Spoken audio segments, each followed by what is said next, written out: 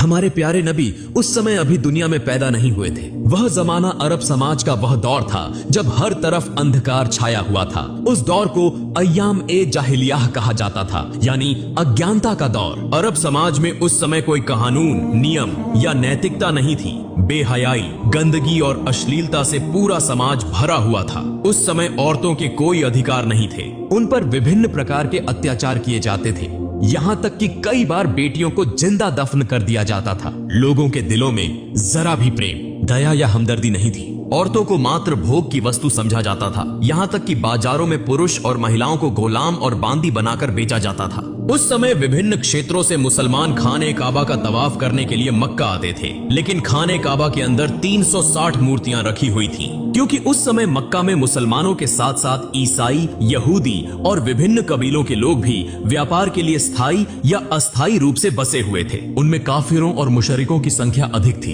इसी कारण उनका दबदबा सब पर बना हुआ था। फिर 570 ईस्वी का समय आया जब मक्का के प्रधान नबी करीम के दादा और कौरैश कबीले के सरदार अब्दुल मुत्तलिब थे, जो खाने काबा की देखभाल के जिम्मेदार भी थे। उस समय नबी अपनी माता आमिना के गर्भ में थे। इसी दौरान एक दिन अरब में एक बड़ी हाथियों की सेना दिखाई दी, जो धीरे धीरे मक्का की ओर बढ़ रही थी। लोग उनके भय से अपने घर बार छोड़कर भागने लगे थी, क्योंकि वे उनका मुकाबला करने की ताकत नहीं रखते थे।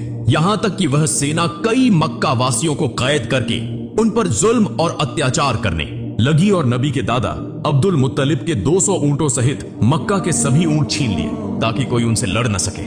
उसी समय नबी के चाचा अब्बू तालिब आकर अब्दुल मुत्तलिब को मक्का की स्थिति से अवगत कराते हैं और कहते हैं, अब्बा, हम उस हाथियों की सेना से लड़ नहीं सकते, इसलिए हमें उनके सामने हथियार डाल देने चाहिए। तब अब्दुल मुत्तलिब अपने बेटे अबू तालिब को लेकर हाथियों की सेना के सरदार से मिलने के लिए रवाना होते हैं। इस सेना का सेनापति था मक्का के पड़ोसी क्षेत्र यमन का शासक अबरहा।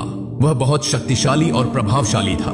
हालांकि अरब समाज उस समय अंधकार में डूबा हुआ था, लेकिन दुनिया के अधिकांश लोग जान चुके थे कि इस्लाम ही सबसे उच्च, सच्चा और शांति का धर्म है।